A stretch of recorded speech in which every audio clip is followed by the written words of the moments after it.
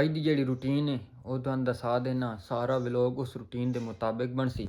ਸਭ ਤੋਂ ਪਹਿਲੇ ਤਾਂ ਇਹ ਉੱਠਿਆ ਤੇ ਬਸ ਪਤਨੀ ਇਸ ਮੋਬਾਈਲ ਨੂੰ ਕੇ ਬਣ ਗਿਆ, ਇਹ ਖੁੱਲਦਾ ਨਹੀਂ। ਇਸ ਤੋਂ ਅੱਗੇ ਇਹ ਦਾ ਫਿੰਗਰ ਹੋ ਗਿਆ, ਲਾਕ ਖੁੱਲ ਗਿਆ।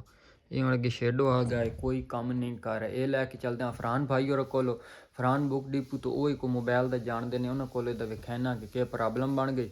ਉਸ ਤੋਂ ਬਾਅਦ ਪਾਣੀ ਵੀ ਖ਼ਰਾਬ ਹੈ ਔਰ ਜੁਮੇ ਦਾ ਦਿਨ ਹੈ, ਪਾਣੀ ਠੀਕ ਕਰਨਾ ਤੇ ਹੋਰ ਜਿਹੜੇ ਛੋਟੇ ਮੋਟੇ ਕੰਮ ਹੈ ਸਾਰੀ ਰੂਟੀਨ ਤੁਹਾਡੇ ਨਾਲ ਸ਼ੇਅਰ ਕਰਦੇ ਹਾਂ। ਵਲੋਗ ਸਟਾਰਟ ਕਰਦੇ ਹਾਂ ਬਾਹਰ ਜਾ ਕੇ। अस्सलाम वालेकुम, क्या हाल है? तबीयत ठीक है? मैं हाँ थोड़ा अपना नसीब तो तुसी वेख रहे हो माय यूट्यूब चैनल नसीब दा पिंड। तो चलो लैके चलते हैं तुहानू बाहर दा विजिट चेक करा देना। अली भाई किधे जा रहे हो टाइम नाल? अच्छा जी बाहर आ गया। की होया? के मुंजी तेरी बन गया? चलो कपी गई अडो मजे बन गए। उत्थे सामने अज जो पानी खराब है वाटर सप्लाई का वो काम कराना। उस तो पहले जी मैं रूटीन दस दी वो रूटीन ये कि पहले मोबाइल चेक करा नहीं यार कोई शेडो जली आ गोरा चेक कराए ना। ये लाक खुलता तो अगे काम नहीं करता, लाक खोल के तो खलो रहा। अच्छा फरहान भाई और को लैके चलते हैं। किधर जा रहे हो तुसी जनाब? अच्छा बाकी उत्थे जाके फरहान भाई और को जाके अगे शुरू कर दें वीडियो।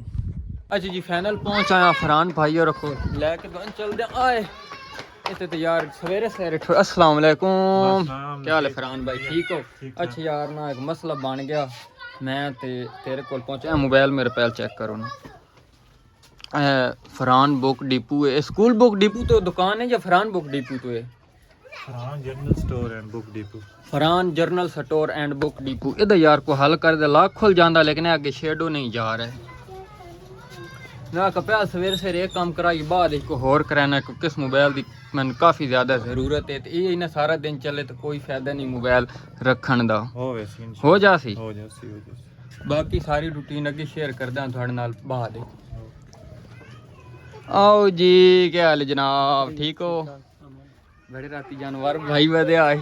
अच्छा जी शुक्र अल्हम्दुलिल्लाह फाइनल मेरा मोबाइल ठीक हो गया। मैंने बड़ी परेशानी आ रही है, वो तुम चेक करा देना कि परेशानी आ रही। खैर अगे मैं पहल व्लॉग दे शुरू च ही दस दिता है कि कोई भी ऐप जेड़े नहीं वो सामने स्क्रीन ते नहीं आ रहे। फरहान भाई और 2-3 घंटे मैं टाइम ज़ाया किया।